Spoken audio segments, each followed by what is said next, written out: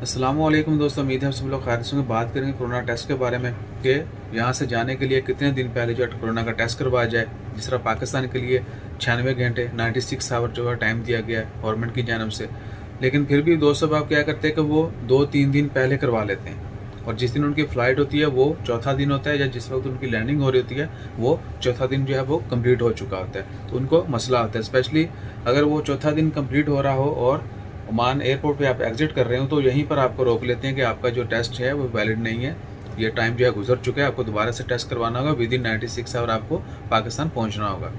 तो हमारी जो रिक्वेस्ट है आप सबसे यही है कि जितने भी दोस्त आप फ्लाई करना चाहते हैं ओमान से पाकिस्तान के लिए स्पेशली, वो 2 से 3 दिन पहले टेस्ट करवाएं, क्योंकि अगर आप आज टेस्ट करवाते हैं तो कल 24 घंटे एग्जैक्टली 24 घंटे के बाद आपको उसकी रिपोर्ट मिल जाती है।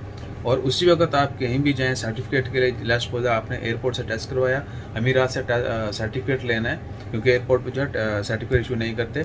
आपने रिजल्ट लिया कोरोना टेस्ट का, उधर गए उनके हॉस्पिटल और इमीडिएटली विद इन यानी वो फीस लेंगे और आपको टेस्ट का जो सर्टिफिकेट है वो प्रिंट करके दे देंगे।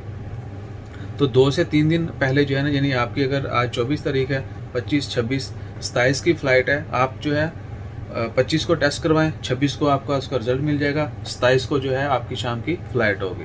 That is more than enough. और बाकी इंशाल्लाह खैर इसके अलावा जैसे मज़ीद अपडेट्स आती हैं वो भी आपके साथ शेयर करते हैं। इन छोटी छोटी चीज़ों को केयर करें और एक दूसरे के साथ शेयर करें। अपना ख्याल रखिएगा, दुआ में याद रखिएगा। जज़ाकल्लाह, अल्लाह हाफ़िज़।